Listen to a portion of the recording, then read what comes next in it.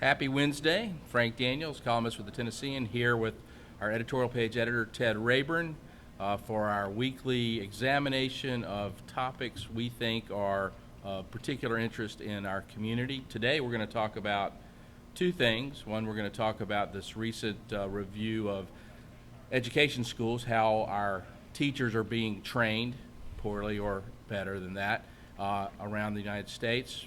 Tennessee did fairly well in the rankings, on at least Middle Tennessee did. And then we're also going to talk about the call by House Speaker Beth Harwell and Senate President Ron Ramsey to re-examine a contract that was let for management of real estate, state real estate, that has raised some eyebrows and other kinds of human anatomy about Governor Bill Haslam's engagement in it. Ted, you want to start us with teacher quality? I know Sure. that you had a great editorial in the paper. Oh, thanks. Today we read about this, and we received the report from this organization, the National Council on Teacher Equality. It's basically the first ever report of its kind about schools of education, people who the schools at universities that put out people who teach school kids all over the country. In fact, they covered schools that cover 99% of the teachers that work around the country. But partly because it's the first time ever, it was highly controversial, partly because a lot of fairly prestigious schools got really poor scores on how they prepare teachers. And it was kind of interesting. It was kind of bittersweet for Middle Tennessee because two of the highest ranking schools in the survey were Lipscomb University and Vanderbilt University, doing a very good job. They were looked at for not every program they do, but for a sampling, and got a very high rating. Some other schools, such as the UT school, didn't fare as well in the rating. I believe UT is probably in the group of 200 schools around the country that produce more teachers, and so they maybe also just got more scrutiny. Mm-hmm. They feel like they got a raw deal. Well, they certainly question the methodology, although it's kind of hard to question the methodology if it's the same for all the schools. Mm, yeah. I think from what I was reading, it sounded to me like what UT was most concerned about was how this particular methodology looked at teacher training, the time that students spend student teaching, teachers, and how the process works in terms of who's evaluating, who's mentoring those students. And University of Tennessee Knoxville is going through a new program. They're instituting a new mentoring program with a fifth year, I believe, as part of their undergraduate degree. So they may be correct in that it was a bit unfair. In all, I think that it was a fairly broad indictment about the quality of preparation of teachers. I don't think that if you looked at who did well, it was really in programs for high schools or graduate students, and it was not a ringing endorsement of our training program for how we're preparing teachers to go in and set the foundations for how our kids are going to be educated. That's right. It's and I think that the schools that feel like they got a bad deal, it is about the big picture, really. Mm-hmm. I mean, and as our editorial said, we have to keep the focus on the quality of the education that the kids are getting, in especially public schools around the country, K through 12.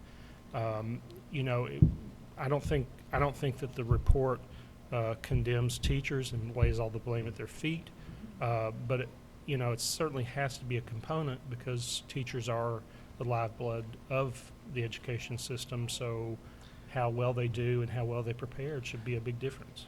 When I was reading and I was thinking about the complaints, it reminded me of a lot of the back and forth that we go through about journalism schools, about whether or not journalism schools prepare students to become journalists when they go out, or do they prepare journalism professors to do research about journalism. Yeah. And we've had a lot of that back and forth about how well colleges and how well the professional schools are preparing people to become a journalist, and it's a very mixed bag. You know, the some of the higher rated schools actually do the worst job of preparing journalists to go straight to work because they're focused on different aspects, on research, on things around other than just preparing a student to be able to go out and put a pen to a pad and That's right.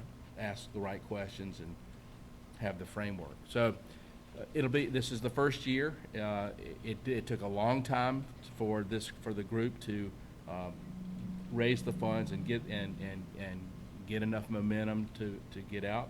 U.S. News and World Report is the publishing mechanism that it went out there, but they're an independent group. They'll be going forward, and it should get better. I mean, the feedback should make it, and you know, there's nothing better than measuring a teacher, measuring a school, in this case, to see if we can't get better results. That's right.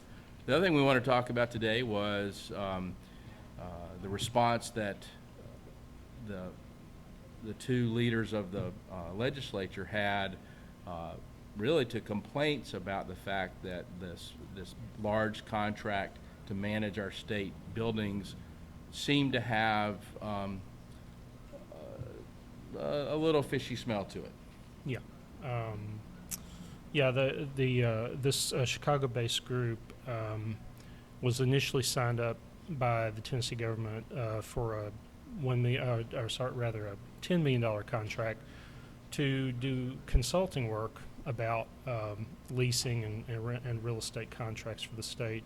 Ultimately, after a year or two, they end up actually getting the job, most of it. I think it's going to amount to a $30 million contract. Is it 30?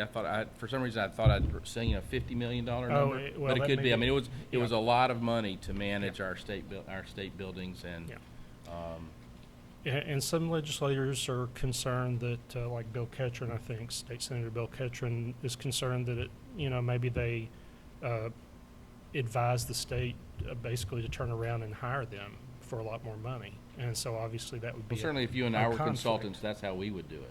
Well, yeah, if we could get away with it. Yeah, it's all about the getting away with Exactly. But of course, Haslam, who in the past has been an investor in that company, says he can't know whether he's currently an investor because his investments are in a blind trust. So there are a couple of layers here that are ethically suspect. I don't want to overstate the point, but it certainly was enough for the Physical Review Commission and the two, as you say, Ramsey and Harwell to say maybe we should go back and look at this contract. Well, and given all the things that are swirling around in Tennessee politics and in the Haslam family, it behooves the legislature to take a finer look at things that come up, and it could easily be that everything is on the up and up and good, but and if I were the governor, I would say absolutely take a look at it. It is in a blind trust. I didn't have anything to do with it, but we don't want to besmirch our state or our name with something that isn't correct. I don't think that's exactly what he said, but that would be a good way to say I'm sure it. That's what he was thinking. You're right. I'm sure what he said was, guys, don't we have more important things to do? Yeah, it was, something like that. Well, that's what we have to talk about on this Wednesday here right before summer solstice. Hopefully you'll join us again next week, and we'll be back with a couple more topics to chat about. Until then, I'm Frank Daniels. Ted Rayburn. Y'all have a great week.